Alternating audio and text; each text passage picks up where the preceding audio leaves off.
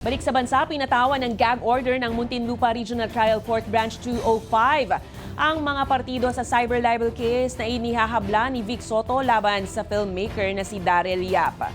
Batay sa omnibus order na inilabas ng korte, maigpit na pinagbabawalan ng lahat ng partido na ilabas o pag-usapan ng anumang impormasyon tungkol sa kaso, kabilang ang mga dokumentong ipahayag ng respondents. Alinsunod ito sa subjudice rule para protektahan ang makatarungang proseso at iwasan ng anumang impluwensya sa publiko na maaaring makaapekto sa kaso.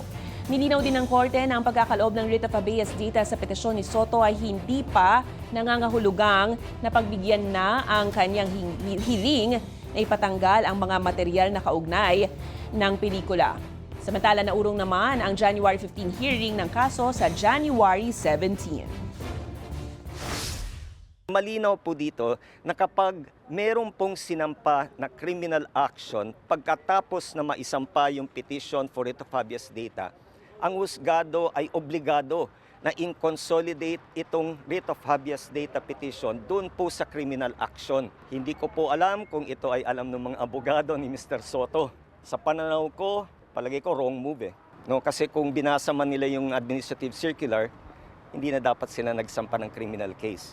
Ngayon ay maaari ngayon mapurnada yung kanilang writ of habeas data petition.